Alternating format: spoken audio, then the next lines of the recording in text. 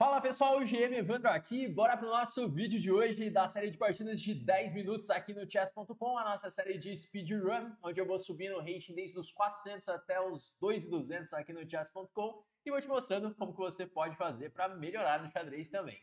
Bora lá começar então com a nossa primeira partida, eu vou colocar para jogar já, lançado o desafio, primeira partida, e vamos jogar contra um adversário de 1610 de rating. Estamos aí chegando na faixa dos 1.600, de repente você está nessa faixa, fica ligado aí nesse nosso vídeo de hoje. Acho que meu adversário, que tem aí a imagem do Goku ali, não, achei que ele não ia jogar. Vamos lá, vamos enfrentar ele então. Ele jogou com E4, E5, cavalo F3, cavalo C6. E lá vem uma abertura escocesa. Será que ele vai jogar o gambito escocês? Ó, jogou o gambito escocês, jogou ali com o lance bispo C4. Esse que é um gambito bem interessante de se jogar. Eu vou jogar agora cavalo F6, já atacando o peão de E4. Aqui é um momento interessante, nessas posições de gambitos, de repente você joga com E5. Aqui vai uma dica aqui para você, sempre que o teu adversário jogar o lance E5, considere responder com D5 atacando a peça dele. Se ele tem uma peça ali em C4, um bispo em C4, você pode considerar esse lance para já contra-atacar no centro. Porque se eu movesse meu cavalo outra vez, eu ia começar a perder tempos com o cavalo. Mas como eu tenho essa possibilidade de jogar D5, eu já ataco o bispo dele. Se agora ele tomar em F6, eu tomo em C4. E é uma posição que, inclusive, eu vou ficar melhor aqui. Então, essa é uma reação bem típica para quem joga E4 responde com E5. Se o seu adversário faz E5, você pode ter essa resposta D5 contra-atacando no centro. Porque agora, se ele tirar essa peça, por exemplo, ó, jogou bispo B3, que já é duvidoso já. Mas se ele jogasse com o bispo B5, a minha resposta seria a mesma, cavalo E4. E agora o meu cavalo, ele está com uma casa muito bem colocada, onde ele tem um ponto de apoio do peão de D5. O cavalo, ele é uma peça que precisa sempre de um ponto de apoio. O que é isso? É um peão defendendo o cavalo, apoiando ali o cavalo no centro. Porque esse cavalo agora, ele, além de estar centralizado, é muito difícil de expulsar ele, o cavalo aqui em E4. Então, o cavalo é uma peça que sempre vai precisar desse tal ponto de apoio, beleza? Bom, ele jogou agora cavalo toma D4, que parece um lance perdedor já, porque agora eu faço cavalo toma D4, e a minha ideia era jogar bispo C5. Agora eu percebi que ele faz um dama D5 e esse bispo F2, rei F1. Talvez não seja tão perdedora assim. Talvez eu devesse ter tomado em E5. Bom, vamos calcular agora. Naquele momento tem que calcular, não tem para onde correr. Bispo C5, dama por D5 ele vai jogar. E aí ele ameaça a mate em F7.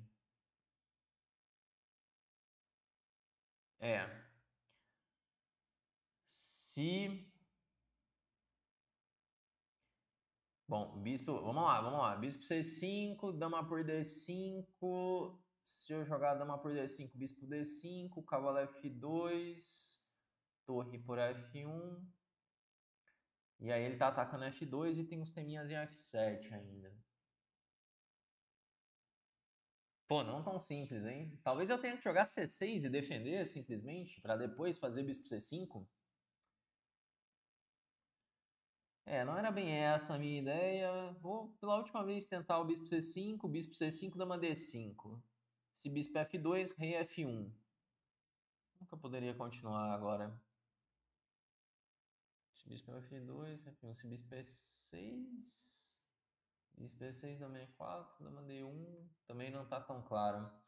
Caramba, não tô conseguindo fazer funcionar esse meu bispo C5. Queria muito jogar bispo C5, era a ideia inicial, mas parece que dama D5 dele funciona. E bispo F2, rei F1, de repente minhas peças estão meio penduradas ali. Não tô vendo como continuar na posição. Vou jogar C6 então. C6 ou bispo E6? Bispo E6 pelo menos eu defendo ali o peão, desenvolvendo uma peça. E continuar com a ameaça de bispo C5. Agora sim, bispo C5 é uma ameaça grave. Bom, agora ele vai perder a partida com bispo C5. Porque a grande diferença que acontecia anteriormente é que ele poderia tomar em D5 de dama. Mas agora azedou muito a posição dele. Eu faço bispo C5, qualquer casa que ele tirar, a dama tá caindo F2, seja de bispo, seja de cavalo. E ainda tem outro problema que tá caindo o peão de C4 também.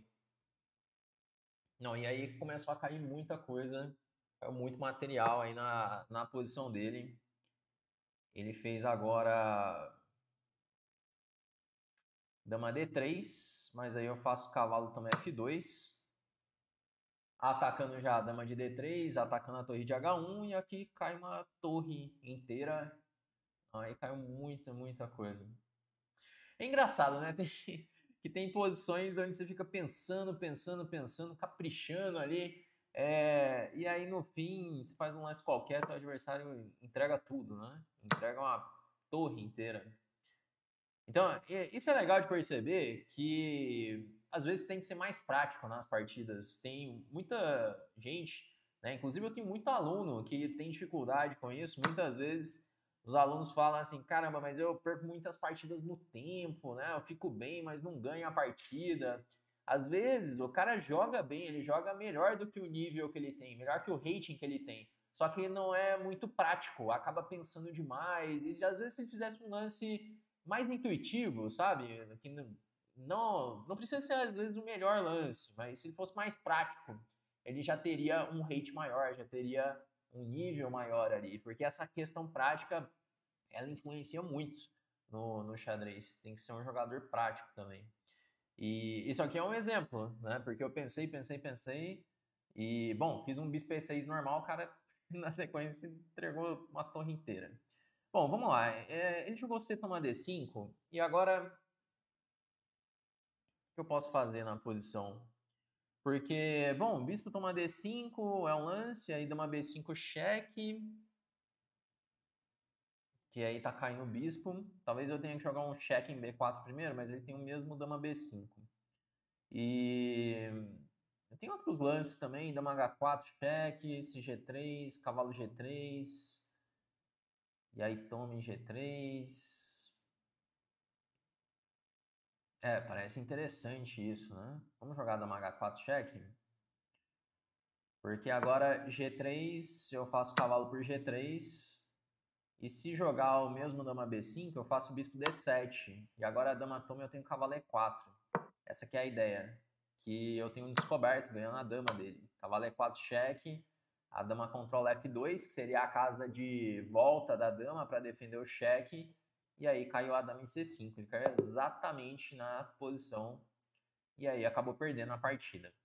Bom, bora lá. Bora fazer uma revisão rápida aqui da partida. Enfrentamos aí um gambito escocês, que é uma abertura muito agressiva, uma abertura muito interessante de jogar. Só que meu adversário acabou falhando tanto na ordem dos lances ali, quanto na tática. Então foi ali 72 de precisão para ele, 92 para mim. E jogamos aí com cavalo F6, esse é um lance importante, D5, e aqui ele deveria ter jogado bispo B5, bispo B3, o bispo acaba ficando muito mal. E aqui ele interrogou, eu interroguei de volta com cavalo por D4. É que aqui eu vacilei, que quando eu olhei a posição eu falei, dama por D4, bispo C5, só que aí eu furei que dama D5 funciona. Eu fui perceber só depois que depois de bispo F2, rei F1, o cavalo ficava caindo ali. Só que ele retribuiu na sequência e aí caiu toda a posição dele, já não teve muito jogo depois. Vamos lá, vamos para a próxima partida aqui então, já coloquei para jogar, nossa segunda partida do dia, e vamos jogar de brancas, jogando com E4, e lá vem uma defesa siciliana, caramba, e agora, hein? Eu vou jogar cavalo F3, vamos ver, qual siciliana que ele quer jogar, hein? Uma coisa que acontece é que depois dos 1500, o pessoal começa a jogar siciliana. É engraçado isso, que até 1500 ninguém joga siciliana. Ou é escandinava, ou é E5, é um dos dois, ou alguma coisa qualquer assim. Mas siciliana é impressionante, é só depois dos 1500 que a galera joga siciliana. Olha só, aqui ele cometeu um erro estratégico já, que é jogar E5 rápido. Por quê? Porque agora depois do bispo B5 cheque, eu vou conseguir trocar o bispo de casas brancas e vou ter um controle muito grande da casa D5, que é um tema típico da siciliana. Por isso até que na siciliana Najdorf, as pretas jogam cavalo F6, cavalo C3 e depois A6, com o objetivo de jogar E5 para não ter esse bispo B5 cheque. Então esse é um dos primeiros temas que o jogador de Najdorf aprende, né? O porquê do A6. E é para não ter esse cheque em B5. Porque olha só, depois de trocar em D7, ele vai tomar agora de dama, provavelmente. Eu jogo um cavalo para F5 ou para E2, e ele tem uma debilidade muito séria aqui na casa D5. Por exemplo, cavalo F5, cavalo C3, cavalo F6, cavalo C3, cavalo E4, cavalo G7. Eu vou levar o cavalo para E2, porque cavalo F6 ainda teria uns truques ali para resolver. Cavalo em E2 não é exatamente a melhor casa para o cavalo, mas é uma casa onde ele está bem mais seguro. Bom, aqui, vamos lá, ó. Aula de estratégia aqui hoje, aulinha de estratégia. Casa D5 é uma casa fraca. O que é uma casa fraca? É uma casa que não pode mais ser defendida por peões. Então os peões vão avançando, vão surgindo casas fracas. Essa casa fraca, ela é uma casa forte para minha peça, para um cavalo, por exemplo. Só que como que eu vou ocupar essa casa? O ideal é que eu elimine primeiro a defesa da casa D5, por isso eu joguei bispo G5, para trocar o bispo pelo cavalo, para só então ocupar a casa D5. Porque olha só, depois da troca, bispo F6, além do peão ficar fraco em D5, eu tenho um domínio total de D5. Agora, o cavalo em D5 é um monstro na posição. Ele é claramente superior ao bispo. E se ele tentar trocar o cavalo com o cavalo E7, por exemplo, eu vou levar o outro cavalo lá para a casa D5.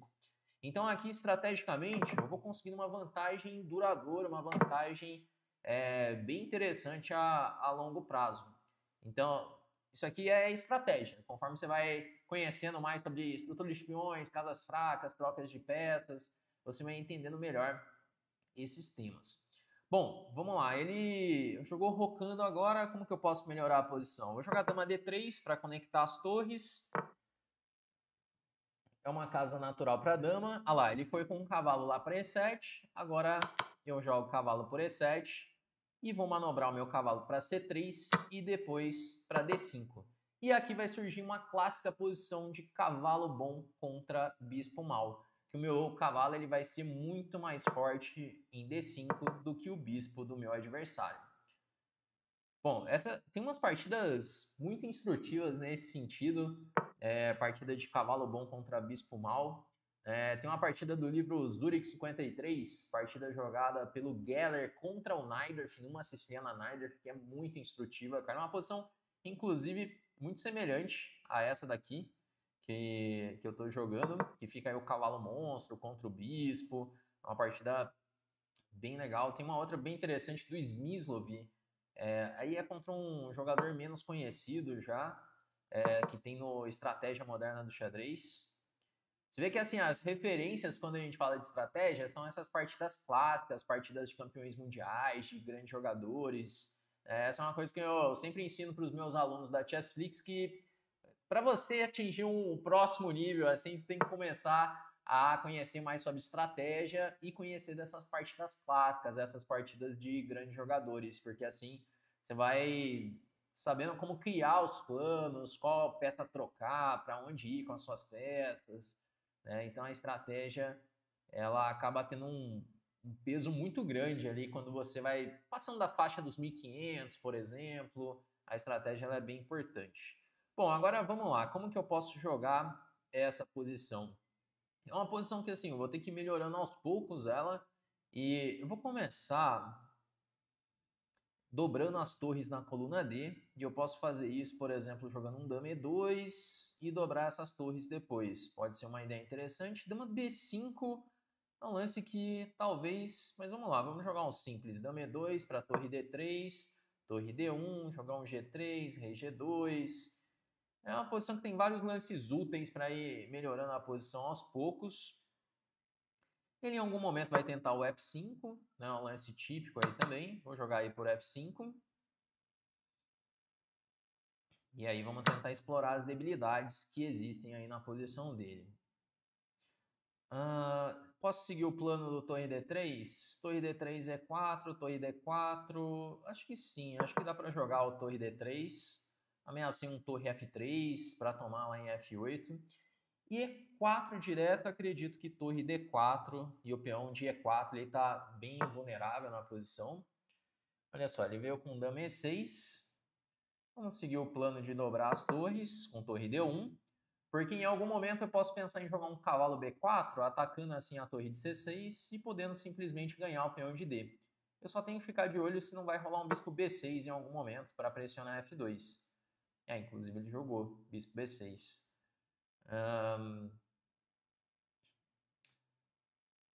Torre F3 agora, para trocar. Pode ser uma ideia. Vamos lá, vou jogar a torre F3 para trocar essas torres. Ele pode voltar para C8. A qualquer momento que eu precisar, eu posso tomar em B6. E aí enfraquece ainda mais a estrutura de peões dele, que ele fica com os peões dobrados, de peão fraco. Mas por enquanto eu estou tentando manter um pouco mais essa tensão, tentando manter um pouco mais o cavalo contra o bispo. Bom, ele jogou agora bispo C5, torre C5. Se eu tomar lá em B6, tá, B6, dama por B7. Bom, simplifica a posição, eu estou trocando meu cavalo monstro aqui, mas é um momento interessante de fazer isso porque eu ganho um peão. E aí eu estou transformando a vantagem. Então, assim, antes a minha vantagem era de ter um cavalo melhor do que o bispo, agora eu tenho uma vantagem material e ainda estou pressionando esses peões fracos de B6 e D6. E aí já vai cair mais coisas logo, logo. Mas aquele momento ali da troca do bispo pelo cavalo é interessante você ver assim, os pontos para avaliar a posição e criar um plano no meio do jogo. Né? Então a gente sempre considera a estrutura de peões, as peças, né, as trocas de peças e plano do adversário. Isso aí é um guia legal para você ter em mente na hora de tomar a decisão estratégica, na hora de criar um plano. Depois eu posso até voltar ali naquele momento para a gente aprofundar um pouquinho mais. Bom, ele está pensando agora, depois do cheque, o reizão vai vir para o centro. Eu vou aproveitar para dar uma casa de fuga para o meu rei. Vou jogar aqui um G3. Agora temos aí material a mais, só que a posição dele ele ainda está resistindo, né? Como que eu posso agora fazer para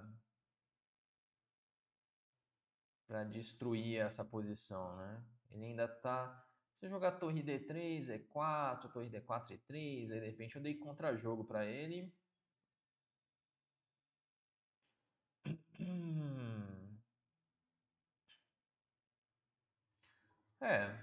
Não tão fácil ainda. Aquela posição ganha, mas que tem que ter uma certa técnica ainda para converter. Eu vou voltar essa minha dama, que ela tá meio fora de jogo.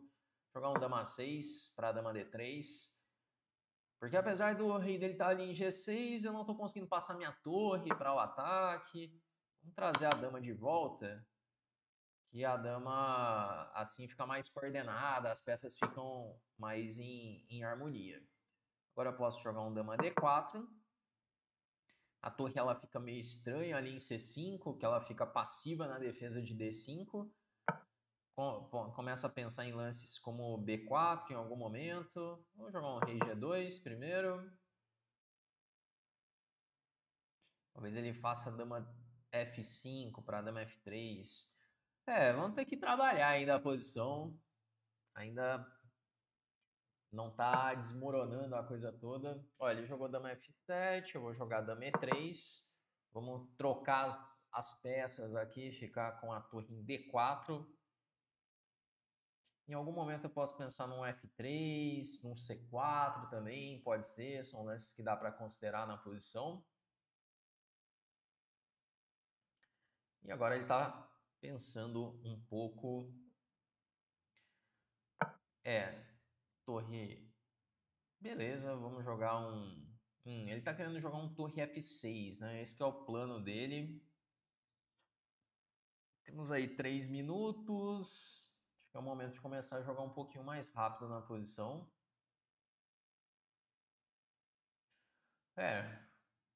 Vamos lá, eu vou jogar um torre D2. De olho ali no peão de F, ele vai jogar torre F6. Se ele jogar torre F6, talvez eu jogue C4 direto. Porque no momento que chegar o C4... tanto que o lance para ele eu acredito que é B5 já. Agora eu faço C4. Se torre F3, dama D4. C3, F por E3. Se torre F1, ele leva a dama D3, cheque.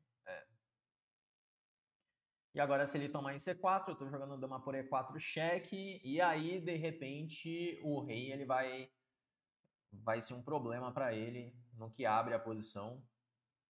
Aparentemente esse lance chega bem, o C4. Se torre F3 eu posso tomar em B6, meio arriscado esse já, porque aí vem E3, peão toma, torre F1, ele ameaça a dama F3 e minha dama está muito longe. Bom, ele jogou tomando em C4, aí dama por E4 cheque. Acredito que se dama G6 eu tomo em C4. Aí G6 abre muito a posição. Vamos ver como explorar isso. Vou começar jogando um H4 com a ideia de H5. Eu ainda não dava para tirar a torre, porque tá caindo F2.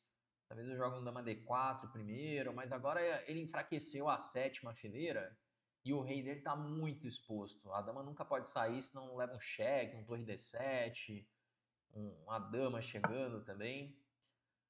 Bom, ele jogou dama C7. Agora eu posso fazer H5. Talvez ele já jogue um dama C6 para simplificar, mas daí eu troco, cheque em D7, toma em G6, torre toma, torre C7, B5 e torre B7, talvez. Aí vou ter que ganhar o final de torres, mas acho que tá bem perdido nesse final. Dou cheque.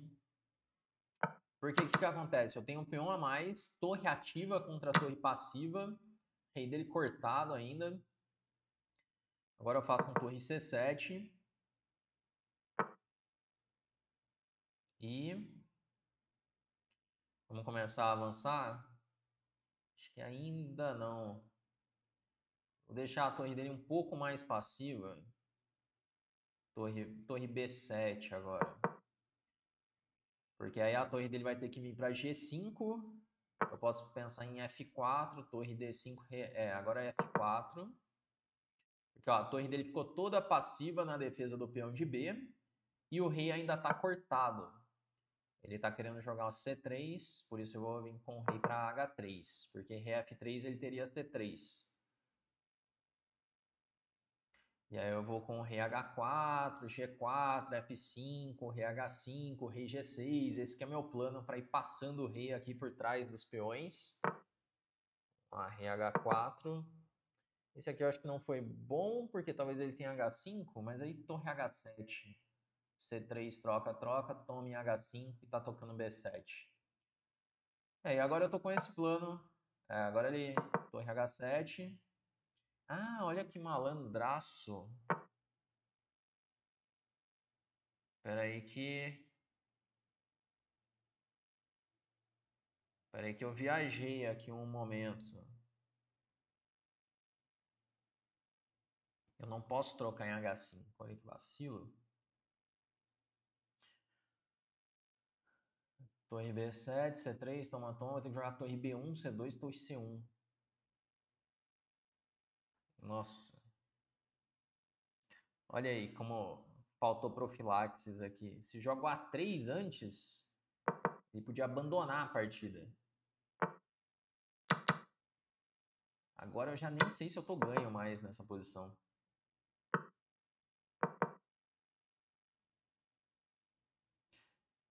Nem sei se eu tô ganho.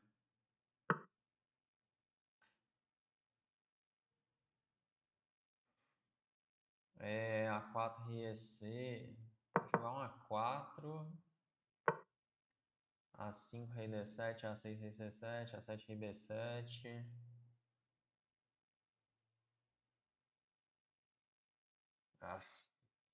Que isso, hein?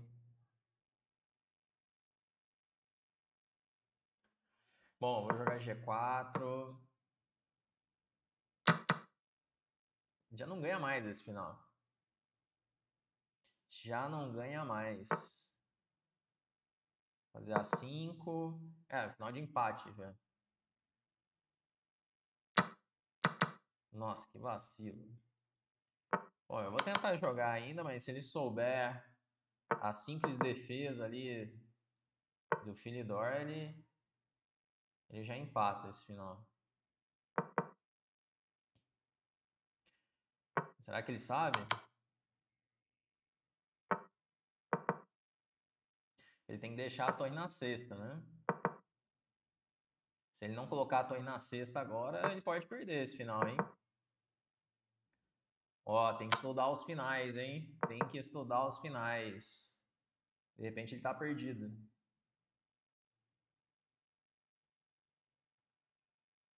Tem que se estudar os finais. Ameaça em mate, se torre A8. Aí ele vai levar um cheque.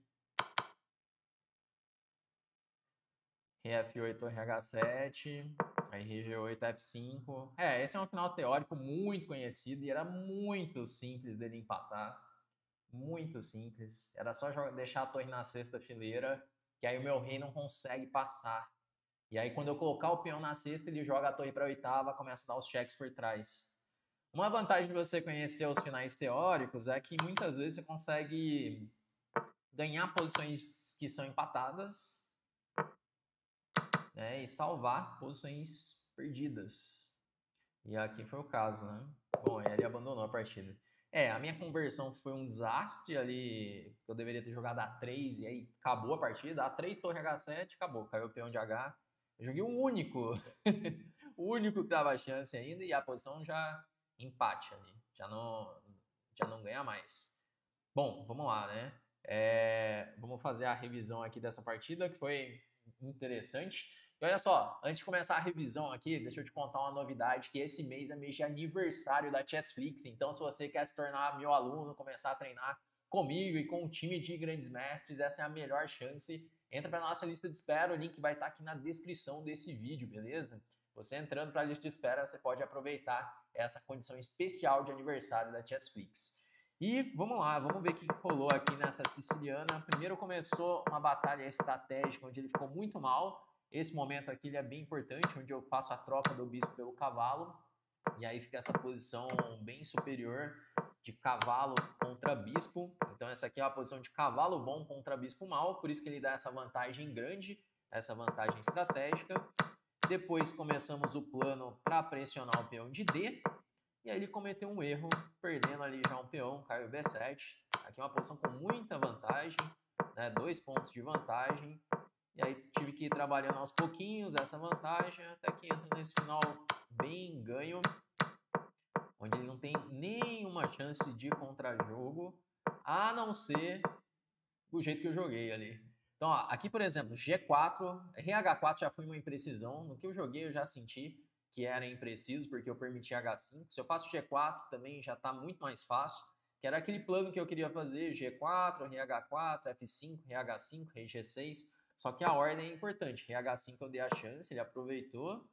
E aí esse aqui interroga muito, porque o único contra-jogo dele é B4 e C3. Se eu jogo A3 primeiro, para jogar a torre H7, beleza, a posição tá muito ganha. De repente esse lance joga a vantagem inteira no lixo e a posição não empata mais.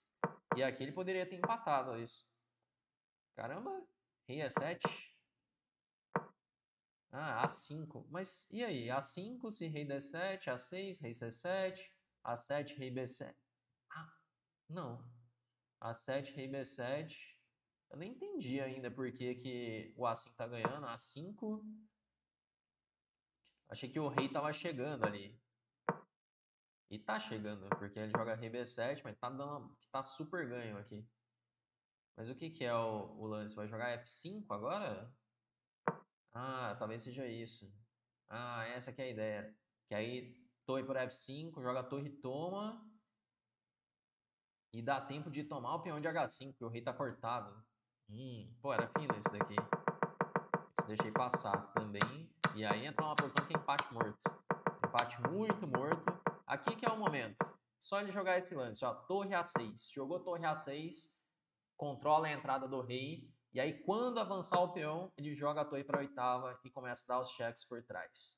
Esse é o método simples. Final de Fulidor é uma das posições mais básicas assim nos finais de torres. Como ele não fez isso, ele permitiu o rei entrar na cesta, e aí eu acabo tendo os teminhas de mate, ganhando fácil ali o final. Bom, mas é isso. O episódio de hoje é um episódio mais longo, partida cheia de temas estratégicos, temas de finais. Se você gostou desse vídeo de hoje, gostou das partidas de hoje, deixa aí nos comentários para eu fazer, já deixa aquele like que ajuda bastante o canal. E vamos chegando ao final desse nosso vídeo de hoje. Até a próxima.